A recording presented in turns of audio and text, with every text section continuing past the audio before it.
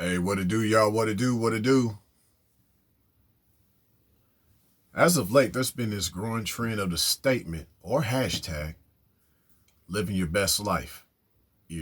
I've done videos talking on that, just speaking on the fact that from my perspective, uh, from what I've gathered, a lot of that statement of living your best life is actually demonic.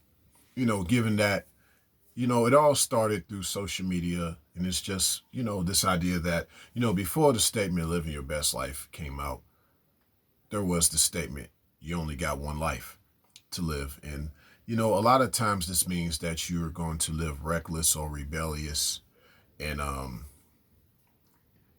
so on and so forth, etc. Right? And so just tying this in with a woman can't live her best life without a man.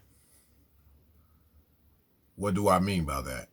Well, really, it's more so this. See, I'm from like a certain place in my life where it's not about living your best life. It's about living this life the best way that you can, you know. And so that means that it's not going to always go your way. You're not going to always have this utopia, but through all the trials, you will have triumph. So for a woman having a man in her life to see these things, it's her knowing that, a lot of the things that she was able to achieve in life, she didn't do it on her own. She had a good support system. She had a decent man in her life to show her the way. And of course, this gets her to the ultimate achievement as a woman, which is to be a man's helpmeet. You know, so that's how, to me, how it should be, because without a man in that woman's life, she's never going to live this life the best way that she can. She'll just continue to be a part of that hashtag, living my best life, or you only got one life.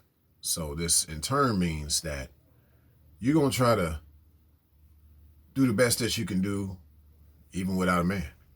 Some may seem unbiased by saying, I could do what I got to do with or without a man. But that's still biased, because you still put the part that it's without a man. And then, you got this idea that you going to do what you got to do. Why I got to be all about you do what you got to do? How about you do what you were created to do, which is be a man's helpmeet?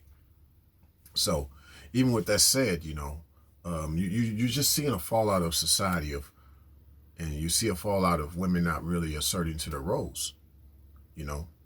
Um, and I think that's just the unfortunate thing. So I'm not that entirely attracted to females that say to live their best life.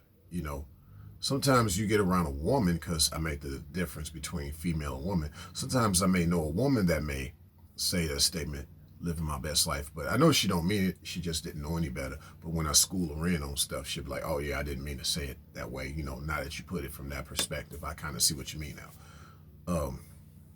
But just to summarize and just to wrap this up, a woman cannot live her best life per se without a man in her life, because this really means that in order for her to live this life the best way that she can, you got to be a man's helpmeet. You got to, actually do what you're designed to do as a woman to achieve the best that you were meant to achieve.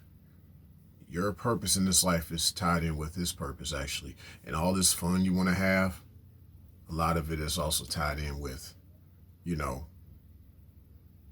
fun you can have around him. So keep all that in mind.